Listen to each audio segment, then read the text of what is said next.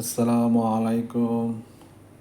দেখেন আজকে মাছ পাকানোর জন্য রেডি করতেছি। এটা ফেরেমি দিয়ে আজকে পাক করব। দেখেন ফেরেমি দিয়ে এখানে সেট করব এইভাবে। তো ভিডিওর সাথেই থাকেন, দেখেন আমি কিভাবে পাকাই মাছটা। দেখেন আমি একটা সস দিয়ে নিতেছি, এটা হলো তেঁতুলের সস। এভাবে দিয়ে নিতেছি মাছটা পুরোটা, তিনোটা মাছ এভাবে দিব। দেখেন আমার তিনোটা মাছ এভাবে আমি সস দিয়ে করে নিছি। এটা হলো তেঁতুলের সস। এখানে দেখেন এই তেঁতুলের সসটা দিয়ে নিছি। এখানে পরিমাণ মতো একটু লবণ দিয়ে নিতেছি, সিটকা লবণ।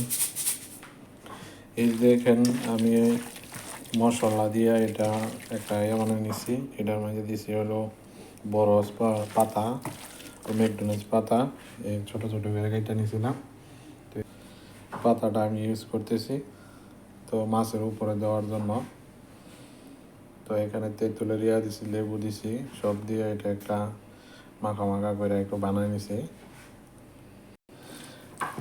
আমি এইভাবে মাছের মধ্যে দিয়ে নিব, মাছের উপরে দেখেন মাছের উপরে দিয়ে নিতেছি এভাবে পোড়া মাছে দিয়ে নিব।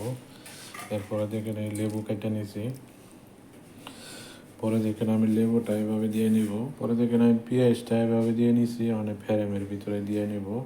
এটার উপরে একটা অ্যালুমিনিয়াম দিয়ে ডাইকা নিব। দেখেন আমি ফ্রেমের ভিতরে দিয়ে নিতেছি মাছটা। দেখেন আমি উপরের অ্যালুমিনিয়ামটা উঠাই নিছি, মানে ডাইরেক্ট একবারে দিয়ে নিছি, ওই আস্তে ধীরে হইতেছে মাছটা। দেখেন আমার মাছটা ফ্রেমে দেওয়া পোড়া পোড়া হয়ে গেছে, আমার মাছটা হয়ে গেছে।